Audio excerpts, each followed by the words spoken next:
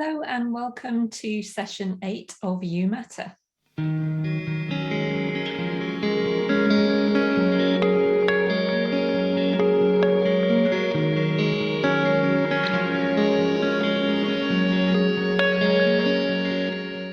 Thank you for joining me for session 8 of You Matter. Today I'll be talking to physiotherapist Susie Martin about asking for help. Do you ask for help? How do you ask for help? Do you completely avoid asking for help? And when you do ask for help, is it forthcoming? Susie and I talk about her experiences of asking for help and where she has felt support, and at times where she wished there had been different resources and systems available to support her. We also, on a practical level, have a discussion around some resources that you can use, whether you are an employer or an employee or self-employed, as a process of acknowledging the support that might be required and how that might be provided within your workplaces. So a very, very practical discussion, but also some useful reflection on the culture in healthcare and how good we are, how comfortable we are with asking for help, and where that historically may have come from. I would really appreciate your feedback on this one. You may have your own experiences and you may have resources that you'd also like to share. So listen through to the end and do get in touch if there's anything you'd like to contribute. Thank you very much. I hope you just enjoy the discussion, and I'll be back at the end of the podcast. So hello and welcome to session 8 of You Matter. And I'm here today with physiotherapist Susie Martin. And the discussion that we're going to have is around well-being and mental health concerns in the workplace. Susie and I met through contact on Facebook, and Susie was a member of Catherine Ashmore's Clinician's Den Facebook group and noticed some things that I'd posted, and we got chatting and realised that we had some views that there's quite a lot of synchronicity in our thoughts about these issues around well-being at work, and we had a great conversation, realised that there was probably more in common than we'd originally thought. And so I wanted to explore these ideas a little bit more in a full podcast. And actually I'm finding at the moment that even though Susie and I first spoke a few months ago and it's taken us a little while to get to the point of recording the podcast, now feels a particularly good time to be having this conversation. I don't know particularly the reason, but I'm noticing with people I work with that we seem to be at another stage in this pandemic where a lot of people are feeling weary, I guess perhaps finding that the summer didn't provide the relief that they had hoped it would. I'm not sure that anybody's holiday could quite deliver what it needed to this year to get us back on track to start again. And I think, kids going back to school in September, almost a new year feeling. It's probably a time where we're reviewing how we're feeling again. So it seems like a really good time to be having this conversation. But before I do the entire podcast by myself, let me introduce my guest, Susie Martin. Hi, Susie. So as I said, you're an MSK physio. Would you like to tell people listening a little bit more about yourself and how you and I came to be talking about this? Yeah, so I have been a physio for 15 years. I've been in musculoskeletal outpatients for probably 10 or 11 of those years. And I've worked in the NHS, also in small private clinics. I've done some locum work, and I currently work in a small private hospital. Mm-hmm. And I forgot what you just asked me. It's interesting that you and I have come to discuss this well-being topic, neither of us being, reps at work that have managed that kind of issue or anything like that. But what is it that sort of piqued your interest in this topic? So my own personal experiences, basically, I would hold my hands up and say that I seem to be a little bit more stress prone than perhaps some of my other colleagues. Okay. So alongside most of my physiotherapy career, I've sort of been looking into different ways to manage well-being. I think I started off maybe at Lewisham. I saw an advert for a mindfulness course. And I started and I went and did a bit of that. But then I also did some reading around that. So that was one of the first things. And just at various points in my career when I've been having a bit of a stressful time, you know, part of it is my personality, and, you know, sometimes my managers would sort of talk to me and it would be very much along the lines of what can you do to help manage stress? And of course there always would be certain things, but actually sometimes I thought, well, it feels like there's a lack of support when it's all down to me, and actually I think that there's some more external factors that need addressing.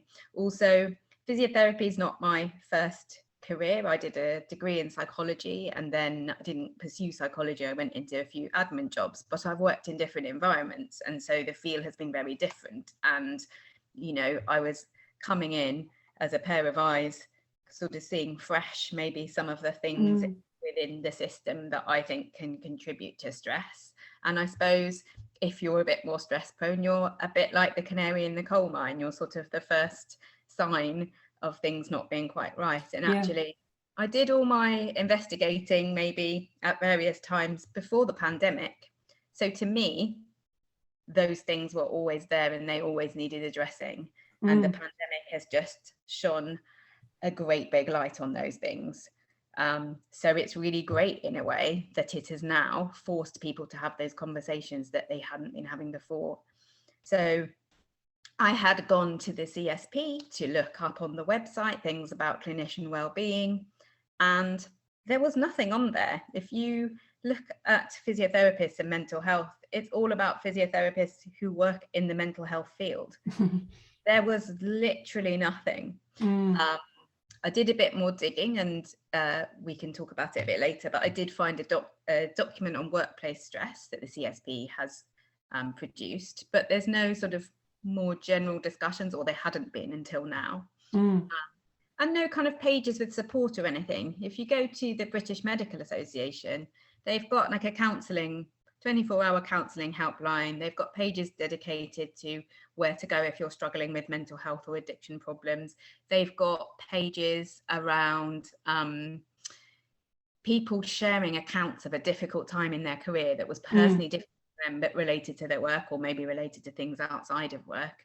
And so you're hearing these stories and seeing these things, and I just wasn't seeing any of those conversations being had in physiotherapy. And now things are a little bit different. But there's still a lack of information there, really. Yeah, I agree. I've done a bit of work with medics and before working with physiotherapists, actually, and I agree with you that even though it's not brilliant in medicine, and certainly I don't think the medics feel that the support is enough or adequate, or that there's sufficient for the demand, certainly at the moment. But yeah, I agree with you that there at least is something. There's the practitioner health program and some of the resources you've just mentioned. Yeah, if you Google it, you will find something. Whereas I agree, in physiotherapy, it's not been a topic that's particularly been, or doesn't seem to have been on the agenda. And I'm a little bit older than you, but I was reflecting on my career, just preparing for this podcast and thinking back, you know, as it happens in my early career, I jogged along quite happily, wasn't aware of having any particular issues, perhaps small bouts of depression here and there that I had kind of started to recognize patterns as a teenager. And so I remember talking to a couple of friends about it at the time, but just saying, oh, you know, yeah, I know this thing. Yeah, I know how to deal with it. It'll pass. And I think my thought was that there certainly wasn't any support available at work, but also that I had no reason to expect that there would be. I don't remember feeling particularly disgruntled about that, but looking back on it, I just had no expectation. And all my appraisals and reviews would have been very much around my performance and my career planning, what courses I was going to do next. I don't recall being asked if I was okay. And I don't mean to say that people were uncaring, or that if I'd had a problem, there would have been no one to go to. But looking back, it wasn't a sort of door that was held open. It was almost like if I had a problem, I'd have had to find my way through to the right person, or just someone who I got on better with at work, rather than there being a particularly obvious place to go. And I haven't worked in the NHS for 20 years now, and I've owned my own clinic for the last 10 years. So, hand on heart, I've needed to be on the other side of that fence, and things may well have improved within the organisations that I was used to. They may be much better now. But yeah, I guess my point is, I think I had pretty low expectations. Yeah, well, that's like anything though. You only know what you know if you have no other experiences. Particularly when you're younger, you're more sort of flexible. You just kind of accept what comes along, and you haven't really developed any preconceptions. But I remember, it's not so much now, but I remember being maybe a student and on the wards, and me and the other student on the placement had gone along to see our clinical specialist treat a patient, but it actually turned out she basically died. Yeah. While we were standing in the corridor looking into the room, because we hadn't even all had time to get in there. And, oh gosh. And I just remember thinking, well, when I went into physio, I was thinking more about, musculoskeletal rehabilitation, I suppose. And I didn't really know about respiratory physiotherapy. And I certainly didn't think that I would be encountering death. And no one really said anything about it. It was just like, carry on. And so I was like, well, that's just me as a physio. So like, what, maybe that is the problem, is because you don't expect it. There's no real training about it or discussion about it, or reference to the fact that, I mean, what if I'd had a bereavement or something difficult going on? That would be really quite a shock to the system. And I remember that really stuck in my mind. What a surprise that was, that there's no debriefing process or no kind of offer that if that was really difficult for you, where would you go with it? And I mean, big question, but what do you think might be the organizational or cultural factors that might feed into this problem? I suspect it's probably endemic through the whole of healthcare. And one of the things that makes me think about that is because I think you've read it, but the Adam Kay book, This Is Going to Hurt. Yeah. That was a real good window into, that's just healthcare. People are kind of like, well, what did you expect? But that doesn't make it any less difficult emotionally. It just means that you go, oh, well, there must be something wrong if I'm having difficulty managing it. You just deal with it and get on with it. That's the standard approach. So I think that is endemic in healthcare, and obviously books like that, and I think Rachel Clark's been writing about the junior doctor experience as well. Those things are starting to shine a light more on this, that actually the standard approach maybe isn't the best, and perhaps it's a bit like, corporal punishment. That used to be acceptable, and it's not now, because maybe that's not great for people. Yeah, organizations grow out of their time, don't they? And it doesn't mean that the model that they were founded upon is correct as they go through generations and as we change culturally. I was really interested in something you said at the start, that you just made the assumption that I can't remember the exact words you used, but were something like a more stressed person than everybody else. What was it that made you come to that conclusion?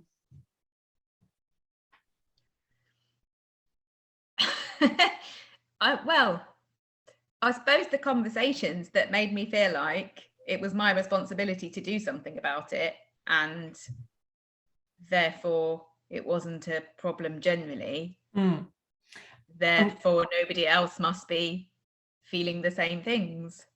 And did you pick up that message because the response was to offer you things that you could do for yourself to make you feel better, or to cope better, or however you received that message? Yeah. And it was because this was in a time even before self-care. I think it was more, you need to get better at prioritizing, or you need to get better at X, Y, and Z thing. You know? And I've got better at lots of things that help. But I think that the wider issue is that nobody's been having the conversations. It's not been viewed as a collective responsibility to look out for each other, because actually sometimes it's really difficult to see it for yourself. Yeah. It's also really difficult to have a one-on-one conversation where you don't necessarily know what other people are having one-on-one conversations. So it feels like being singled out. Whereas actually, if people are having more open discussions generally about the colleagues in the department and the general well-being and the general morale, then that feels more like a collective responsibility. Absolutely. And holding each other up, and it's the same as you said, that generally would happen if I was somewhere where I happened to have colleagues that I clicked with better and colleagues that were my friends, but it wasn't the general sense in every place that I worked, and that was contrary to the expectation that I had of how it would be to work in healthcare. I thought it would be, regardless of the difficulties that you might have, patients would feel like a very warm, nurturing, supportive environment. And it often didn't. And I think that's because we're so busy all the time. And it's hard to have time to look out for each other. So then it is very much, well, sink or swim. You just have to learn how to swim. Do you think also there's a thing about, I mean, I've made this point on previous podcasts, and maybe I overplay this point, but I just have this feeling that there's quite a strong professional identity associated with physiotherapy, and it's a very helpful, sort of pragmatic, cheery, positive, get stuff done type of identity, which nobody's going to deny is, you know, a good thing and nice thing to be and a nice way to be thought of. But I wonder whether this thing about, you know, belonging is being accepted for all of you, and sometimes all of you might include the part of you that worries a lot, or gets upset about things, or wants to know the detail, or gets stressed, or you know, is affected by things that are happening outside work sometimes. All those things which, yes, it's not ideal if you want a perfectly oiled machine that just runs smoothly all the time, but that's not humans, is it? And to get that belonging in a department or a clinic or a workplace organization, it strikes me that we might have to expand that acceptance a little bit. Yeah, and be a bit more authentic. That's part of it. It just makes it more difficult if you brush those things under the carpet. And for some reason, we can sort of allow for patients to have difficulties and have difficult conversations with them, or they might tell us things that they can't tell other people, and that seems to be all right, but we suddenly can't do it between ourselves. Yes. We have to be held to different standards. Yes.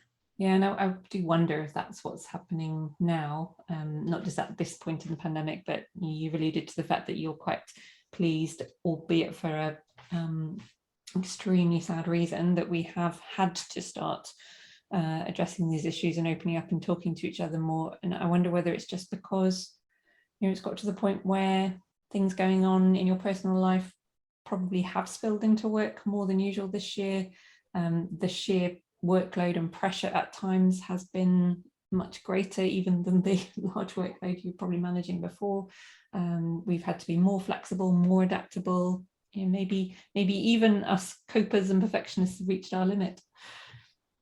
Yeah, and I have to say, my personal experience of the pandemic is much more of a personally difficult year than a professionally difficult one. Yeah. We actually, because right at the beginning we had to shut our department, we had more time with each other as colleagues. We stopped working shift patterns. We spent more time with each other. And that was a golden time. And that has spilled over into afterwards. I think we all sort of noticed the difference that it made in terms of how everybody got on, because we weren't doing everything on the hoof, not able to take the time to proper conversation. Mm. That was really helpful. So I guess some of these pandemic experiences have been people pushed to their breaking point, but there are other things that come out of it too. Yeah. But what about the people like me who were struggling a bit before the breaking point? I worry about those.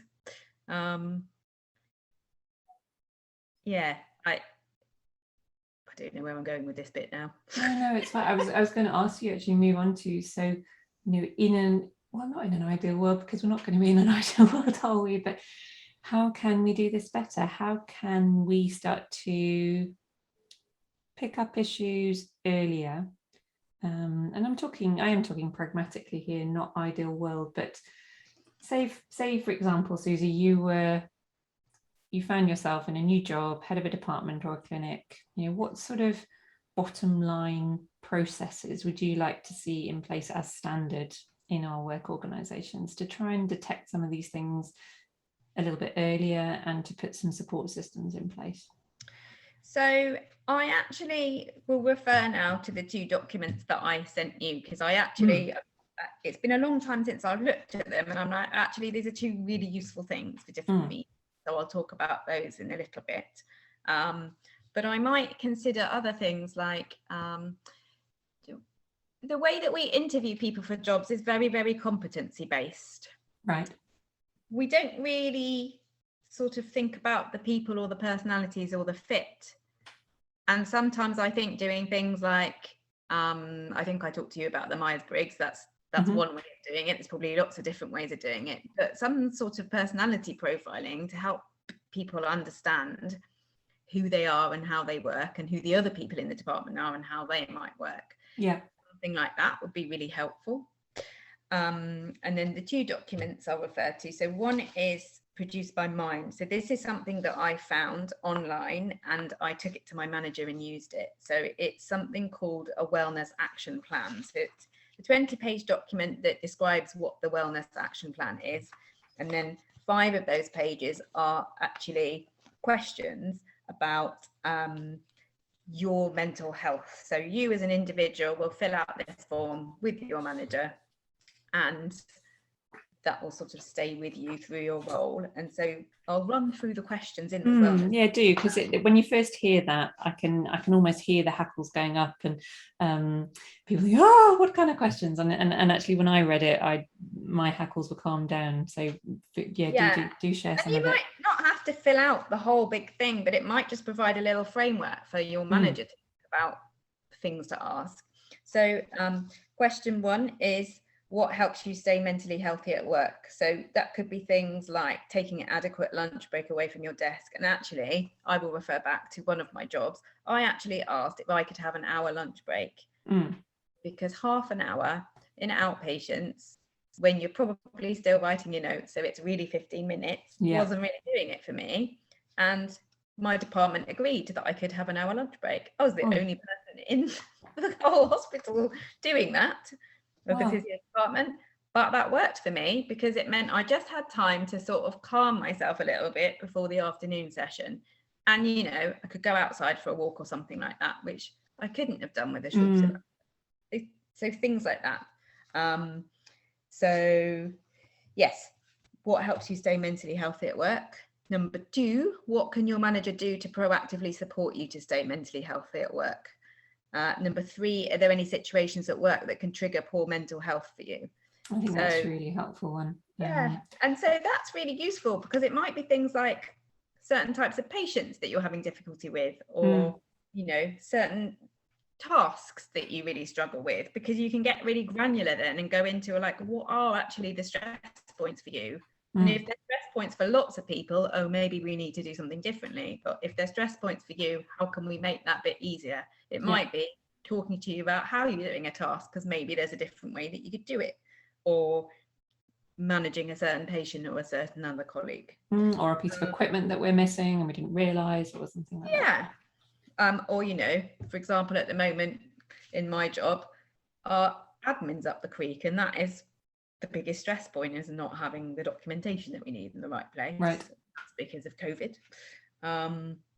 Number 4, how might experiencing poor mental health impact on your work? So this is really useful. So it's things like having difficulty making decisions, struggling to prioritize, difficulty concentrating, drowsiness, confusion, headaches.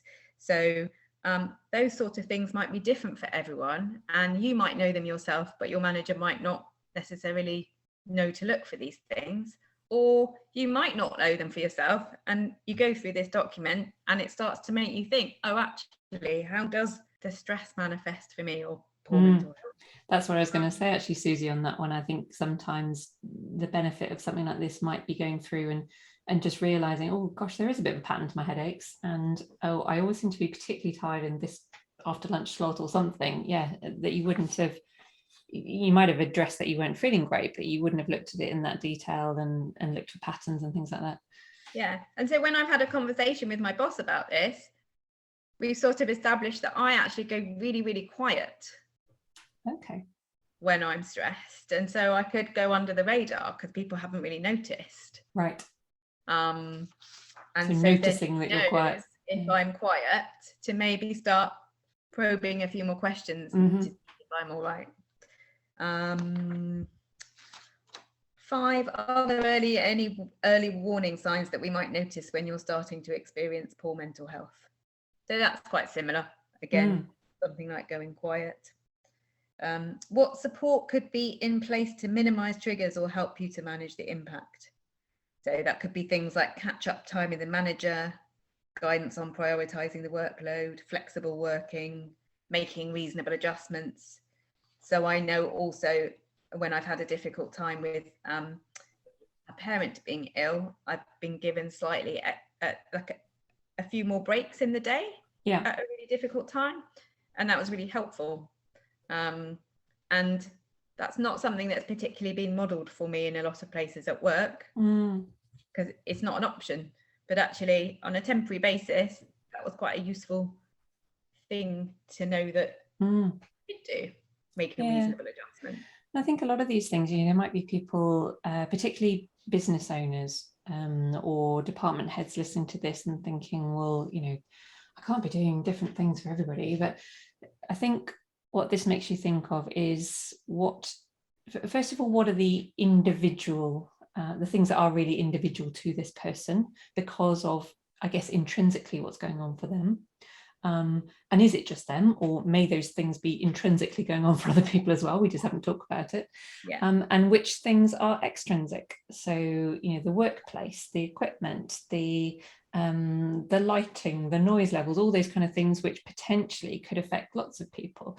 I think sometimes you're reluctant as a business owner to make changes because it won't please everybody, but it's a different mindset, isn't it? It's actually, I think this template helps you separate out, okay, so which things actually could I do for this individual that would make their working life better, less stressful, create more ease, that actually doesn't actually affect anybody else one way or the other, but it just makes this particular person's working day easier. And actually the knock-on of that effect of that might be to improve other people's day, because maybe, I don't know, some people, when they get stressed, they may become more, they may worry about more stuff and they may ask more questions, and that may come across to somebody else that they're being difficult or something. Whereas if we can address the things that are causing that person's worry, then maybe that improves somebody else's situation as well.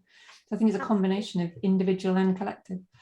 And the other thing is, with physiotherapy, your assets are your people. We don't have a product that we're selling, it's you as a physio, your knowledge and expertise that you're providing to the patient. So it's within everyone's best interest to have their staff on top form, basically. Absolutely. So you've actually implemented this in your current place of work, have you? Yes, although I haven't reviewed it because I haven't felt the need to. But the fact that we did it in the beginning was really important. And, I know that it's there should I start struggling again. And my manager will also say, maybe we should review your wellness action plan if she notices that I'm struggling. or going quiet or something. Well, either one of us could suggest that as a thing to do. I think it's come up and I've just said, do you know what, I don't feel the need, but I would use it again if I did feel the need. Yeah, and that's been really useful. it sounds like it feels more comfortable to know it's there. I mean, they very much state, don't they, that it's not a legal document. It's not there to, back up any claims or anything like that. It's just purely to open discussion and to clarify things, really. Yeah, and it provides a framework. And I think as physios, we like a framework and a linear process to go through, and a bit of documentation. And a form as well. Yeah. And so number 7, are there elements of your individual working style or temperament which is worth your manager being aware of? And I think this is really important, because I would say that I am somebody who's quite sensitive, quite reflective. I don't work very well at speed. And so I'm going to be very different to someone who really likes to think on the fly. And some of that is what can contribute to the stress about my individual temperament. Number 8, if we notice early warning signs that you're experiencing poor mental health, what should we do? So that's maybe similar to some of the other things, but the examples they give here are, example, talk to you discreetly about it, or contact someone that you've asked to be contacted. So, I guess perhaps for someone who has some more serious mental health problems, that might be something that they actually need another person, a third person outside, to sort of be brought in to help with the support. So it could be anything really, but I really like that because it is so individualized, and I like to be patient-centered. Why not be physio-centered as well? Absolutely. So on the flip side, Susie, if I play devil's advocate, I'm a clinic owner, lots of therapists working for me, and I take this to a couple of people who just go, oh, for goodness sake, I don't need that, I'm fine. No, I'm not filling that in. No, and I don't think there's anything we need, which I can see that would happen with certain individuals. And what's your view on how this can be used so that it's there for the people that need it? People don't feel shamed one way or the other whether they do use it or not. How do you see it being presented to a group of people, if you like? So I suppose you don't have to present them with a big long form.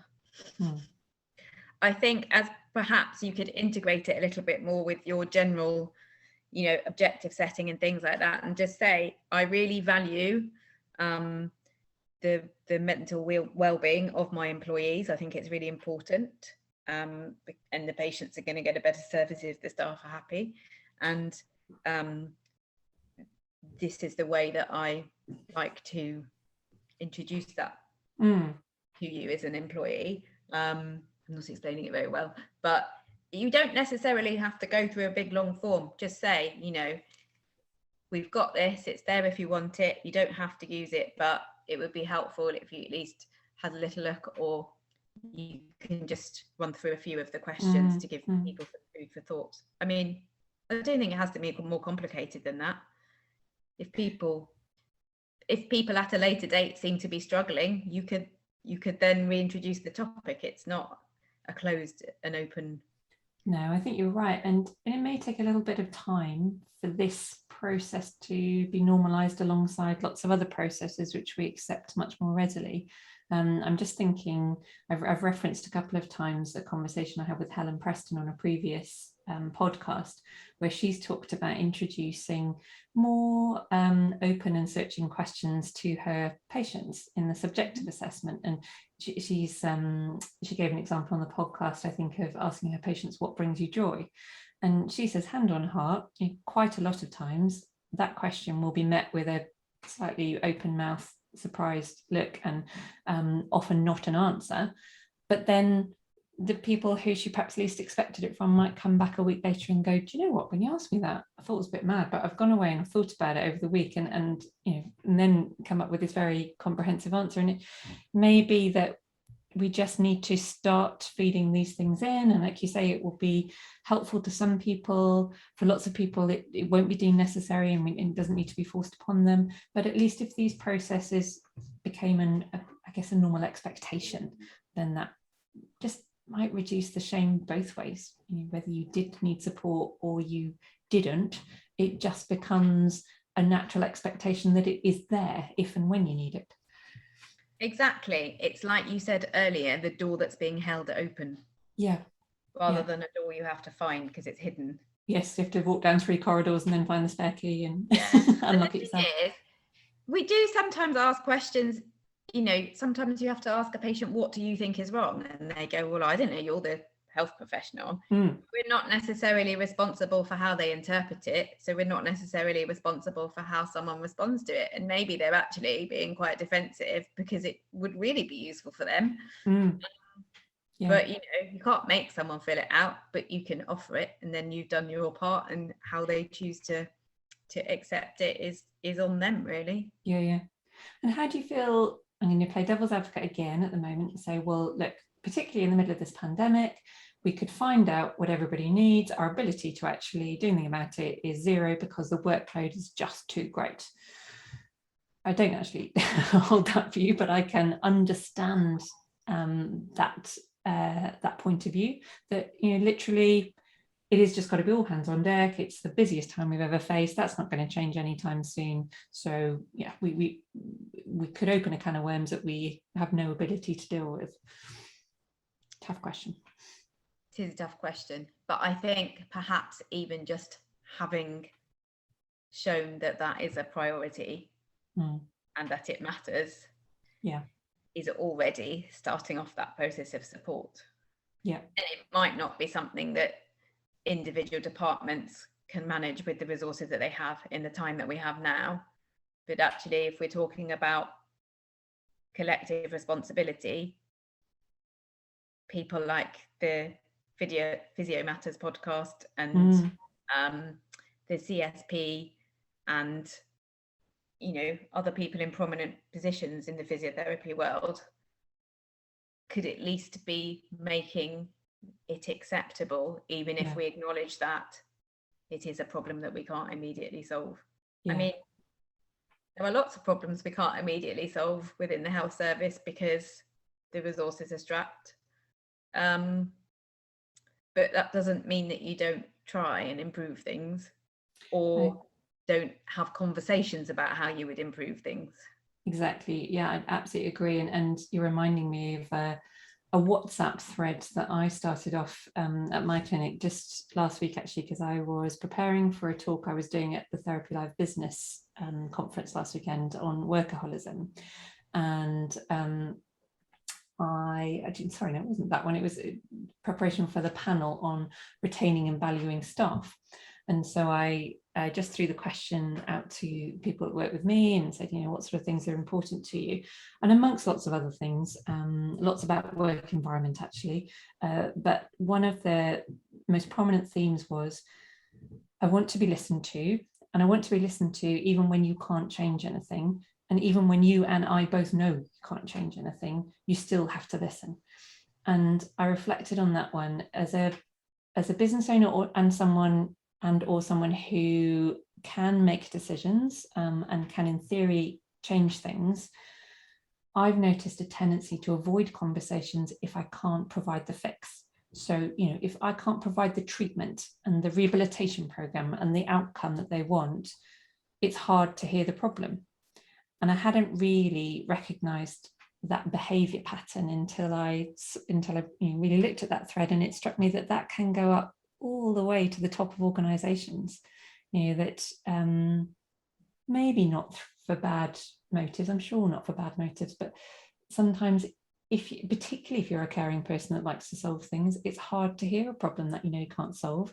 But I think it's really important to understand that for the person bringing the problem, sometimes just having it aired and thrashed out helps. And my children say the same to me, Mum, stop trying to solve it. I just needed to vent at you and tell you what was going on. I don't actually want you to do anything. Just listen to me. Yes. And I was about to say, I'm sure it is the same for parents. I am not a parent, but I can imagine that if your child is asking you for something you can't give them, you're going to feel really irritated because you're upset at it, and that's how it manifests. And I can imagine that's probably how it feels in a management role a lot of the time. What do you reflect on, because we've talked a little bit about the CSP and what may or may not be available. I mean, with that in mind, what's your reflection on what you have found through your searches and what may or may not be going on in relation to this issue of, listening even when you can't change?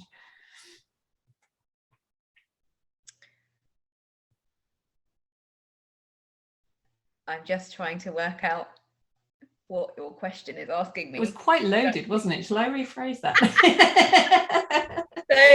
I don't know whether you're talking about the health and the workplace stress document, or whether you're talking about the lack of information that I was able to find. Both, in a way. So what's your reflection on, first of all, on the lack of information, and then you did send me this 50-page document, which you did find, and I quite let's talk about the document afterwards. But first of all, do you, with your recent searches, do you think it's any better than when you first started looking? Not enough, because I mean, I would hope that I could find something like the wellness action plan that I found on Mind. There's no reason that they can't promote those sorts of things, or even provide links to those sorts of things on the website, make it easy to access the information. To me, and I might be wrong, it feels like it's indicative of the culture at large, which is there are no problems here, nothing to see, because we can cope with everything. We're very resourceful and positive and proactive, and we can manage everything. That's what it feels like. I could be wrong. Yeah. And I'm just thinking a lot of what I've heard a lot in the pandemic. I'm not a doctor. It's not that bad. I'm not an ICU consultant. It's not that bad. Yes. It doesn't matter though, does it? No. I mean, they have different things to deal with, but we actually spend quite a lot of time with our patients building relationships, and there's a different kind of stress involved with that, and trying to influence people's behavior, rather than quick decision making, referring on, that type of stuff is a bit different, isn't it? Yeah, and it smacks of that need to put positive spin all the time, doesn't it? I know I'm not the worst off, or no, I can't complain, It's minimizing though, isn't it? And it's all about balance, of course. You need to be able to put things in perspective, so you don't want to be completely overreacting and catastrophizing to things, but you also need to be able to acknowledge your feelings, and respect your feelings, and for other people to acknowledge and respect your feelings. I think we tend to think that it's not all right to have feelings, or that we shouldn't have negative feelings, that we shouldn't be upset about stuff. We should just be able to man up. Which goes right back to that different rules for the patient and us, doesn't it? And I mean, not that I'm suggesting that we play out the same standards and relationship when we're actually with the patient. I think we all agree that there's a certain appropriateness and an understanding of your role and position when you are in that service provision environment. But it can just become all encompassing, can't it? And spill over into all areas of your life. And I'm not talking about becoming just like, not being able to get through a day without crying and talking about your feelings. I'm just talking about like 10% nudge towards a little bit more compassion for our profession. Perhaps. And ourselves. Yeah. So let's talk about this huge document, because there is some useful stuff in it, isn't there? There's some surveys and there's some interesting outcomes about the profession as a whole. I've just got a page in front of me that talks about a survey that was done in 2007, and then the National Group of Regional Safety Representatives was asked to do some further investigations and further interviewing, and the outcomes of that were around 76% of physiotherapists surveyed believe they are suffering from stress at work. A significant 37% consider the level of stress as unacceptable, and a quarter considered they've been harmed by their experiences of stress. And then the key factors in that were listed if you're scrolling, Susie, it's on page 45. 92% of the responses cited demands of the job as their primary or one of the primary sources of stress. Examples of demands included too much work, insufficient time, long working hours and not enough rest breaks, lack of learning opportunities in terms of lack of time or resources for CPD, and courses was rated highly by half of the responses, and over a third saw management of change as a significant cause of their stress. Now, this was back in 2007. And you're right, I think particularly perhaps the CPD situation may have changed and improved in very recent times because of the way we've had to adapt through the pandemic and seek out a lot of online education and things like that. But I'd imagine there wouldn't be much difference in those numbers and those reasons for stress if you did the survey again now. No, I don't think so. I actually hadn't looked at that because it's such a large document. I've looked at different pieces of it. Yeah. Did you say 76% said they were stressed at work? Yes. That's a huge amount. And I mean, stress is a relatively new phenomenon. I'd say in my parents' day, it didn't really exist. And we also know that stress is healthy too. You need a certain amount of stress to sort of motivate you and get your adrenaline going. So, it's all relative, isn't it? But that still sounds like a large amount to me. And in a group of people that are probably quite resilient anyway, I would say. And the whole document, I think, is really interesting because it really sets out, again, the specific things that cause stress. So like it breaks down causes of stress at work into physical conditions, job design, contractual or work organizational factors, and then sort of relationships. So that might be with colleagues or managers or patients, or even if you're working in a really isolated way. I'm sure there's lots of first contact practitioners who've gone from working with teams of people that are now probably working by themselves, for example. And is anybody sort of thinking about how that might impact on people? So again, it's a framework for getting really specific about these stress points, which we should be good at because we write problem lists all the time. It's just that we write them really with reference to patients' physical capabilities, and we're not sort of applying the same thing to occupational health matters. Another stress, which and possibly this is quite a personal one, but I have seen echoes of it in lots of other people who work with me and when we've had these kind of conversations. But I was almost quite happy through the first few years of physiotherapy when I was following the set path. And then when I started to get an idea of what I might personally be interested in and which bits of the profession suited me, I then felt less supported, and I didn't feel a lot of enthusiasm gathering. I felt like I needed a bit of wind beneath my wings at that point, and I couldn't feel it. And I agree with what you were saying at the start. If we perhaps could spend a little bit more time understanding the individual and then developing systems and various pathway options that might suit different personalities. There was quite a lot of talk building up to Therapy Live Business around what processes are in place for career development.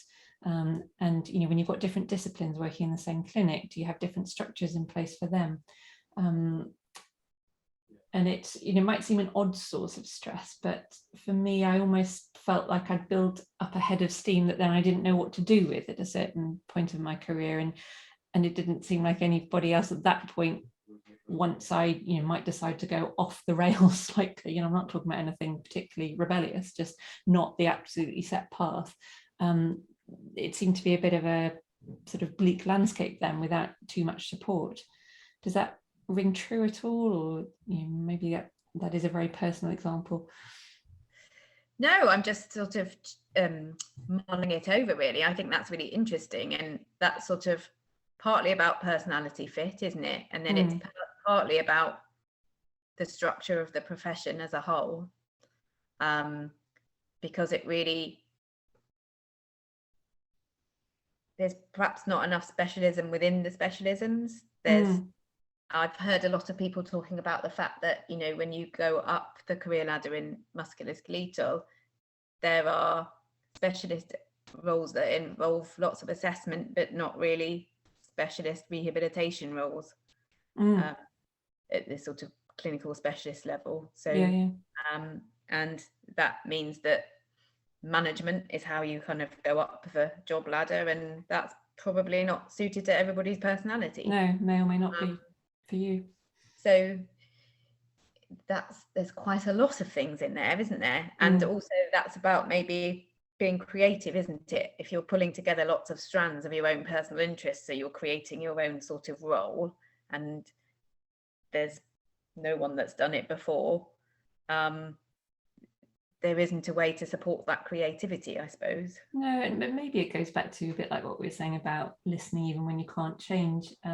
Even if you haven't heard someone express this wish before or followed that path before, just to hear it and, you know, provide a bit of enthusiasm for it and a listening ear again is helpful.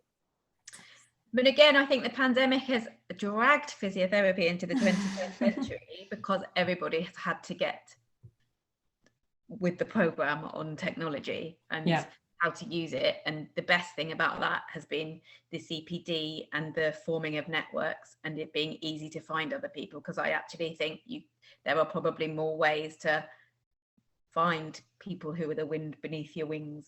Yes, good point. So that's actually quite exciting, I think. Yeah, and actually that brings me to a final point I want to discuss, Susie. So, I mean, up until now, we've talked, I guess, a lot around a hierarchical structure, and, you know, that people could be forgiven for thinking that we expect that all support comes from the level above, and, you know, business owners and organizational heads should be doing X, Y, and Z. But I think through the pandemic, we've realized there's a lot we can do for each other. And maybe there's some things that we currently do for each other or have done in the past that are not so helpful. I'm thinking about the ways we communicate with each other, and particularly on social media. So what are your reflections on how we treat each other more on a sort of peer level, what we might do better, what might be helpful for us to stop doing? What are your thoughts on that? I don't know if I got an answer to that one. I think it's more the general culture of slightly moving away from manning up and stiff upper lippering. Stiff upper lippering. Yes, not a word. That's a good word. That is a good question. I don't know if I've got an answer for that one. I think it's just slightly nudging away from the culture of sort of being buttoned up and being seen as highly competent and coping with everything, and do it perfectly and never let them see you sweat. Oh yes, I remember that one. That's quite an early Brené Brown quote, isn't it? Just say it again for us, Susie. Do it perfectly and never let them see you sweat. Yes, the swan. Yes. Yeah.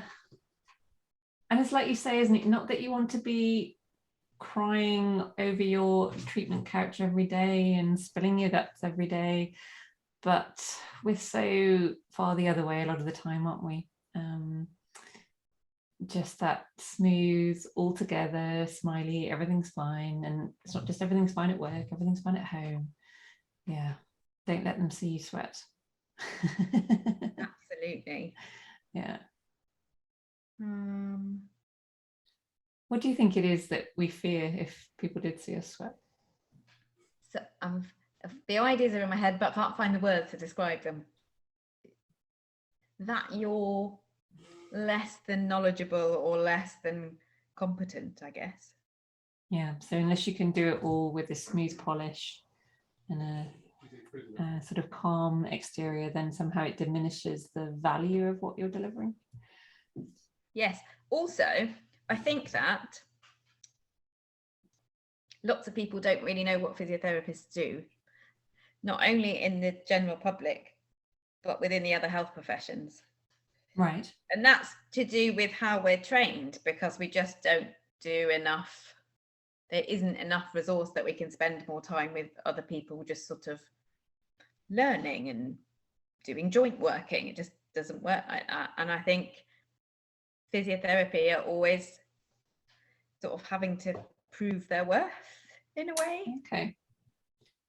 And so I feel like that's perhaps some of it, you know. We're very, very highly trained, but we're not people. Everyone knows what a doctor and a nurse is and what they do. But I don't know that they necessarily know all the strands to physiotherapy. And how do you, it's interesting that you brought that up in relation to the not seeing a sweat conversation. What triggered the connection between those two things in your mind? If they don't understand what we do. Maybe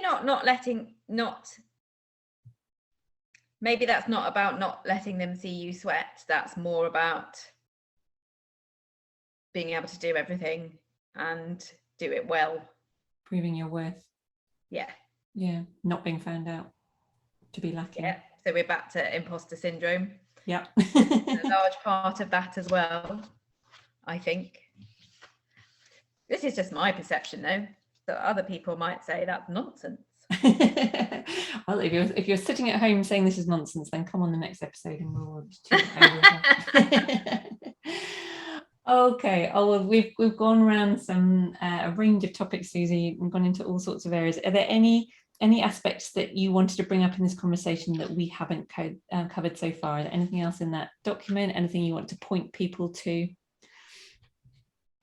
No, I would point them to the document. So the Chartered Society of Physiotherapy, it's 2009 document called Workplace Stress. Yeah. And it's really comprehensive, and I think it's really useful as a framework for looking and at. There are some useful templates in there, aren't there? Yeah. And on the Mind website, the Wellbeing Action Plan. Yeah. Yeah, and that's divided into sections, isn't it, for you as an employee and an employer. Quite similar documents, but it just gives a little bit of information as to how you might approach and introduce that document, depending on whether you are the employee or the employer. Both quite useful and really simple, actually. Very easy to read, and really good instructions on how you might implement it. It doesn't seem scary or too arduous in terms of work. No. So Susie, as a final question, if there are people out there listening to this podcast thinking, yeah, I'm that person who feels like maybe I am a little bit more stressed than the next person, and I'm the canary, I'm the one that's raising these issues, feeling a little bit uneasy about that, what would be your advice to those canaries out there? So I think the first thing you could do is actually go and source the Wellbeing Action Plan, and then you can get clear for yourself on what the things are that you're struggling with. Okay. And that gives you a framework to go to a colleague or a manager with, to make it clear for them, and so that you've identified the problems but also started to look at some of the solutions. And then it will make it easier for them to help you, I guess. Yeah, good advice. It might also be about reaching out. So the great thing now about the pandemic is there are some clinician support groups online. The Clinician's Den, which is the one that we met on. Yeah. I think Gemma Oliver's one, I'm not a member of that one, but there's that one as well. And I think these are really good places to start to just sort of, maybe rather than reaching up at work, you're reaching sideways for other colleagues and build supportive networks. So find people who are warm and supportive and encouraging, and try and sort of boost those people to balance out anything else that might be going on. And then I guess it's really also about sort of making tiny adjustments to try and find the right fit of workplace for you if they still don't help you to manage in the place that you're in. Yes, maybe if the culture just isn't for you, seek out one that is. Yeah. And I would offer as a final reframe, if you are that person feeling that way, chances are you probably aren't the one that doesn't handle stress well. You're probably just the one that's willing to talk about it. And particularly at these times, I think if you asked your colleagues or were to do department surveys or things like that, I think you'd find you are not alone. And in actual fact, by being that canary, just like the actual canary, when they were used, you could be saving an awful lot of lives and supporting a lot of other people and opening up channels and helping us start to move these processes forward, normalizing talking about these issues, so that we can get to the point where we take up these support offerings when we need them, and we're not embarrassed about the fact that they're there when we don't, or we don't have any thoughts about the fact that they're there even though we don't need them at that time. It just becomes a normal thing for it to be available if and when you need it. Absolutely. Yeah. Oh, Susie, thank you so much for talking to me about this. I really appreciate it, because it's not difficult, it's not easy, sorry, to talk about it full stop, and for you to come on a podcast and talk about it, I really, really appreciate that you were able to step up and do that. I really appreciate your willingness to come and talk about these issues, and I know the topics will have been really, really helpful. I'm sure we'll get some good feedback and some interesting comments after this episode, so thank you so much for your time. My pleasure. I'll be interested to see what comes back from it. Yes, we'd love to hear your comments at home. Thank you so much for listening, everybody, and thank you, Susie. I really enjoyed talking to you. Likewise. Take care.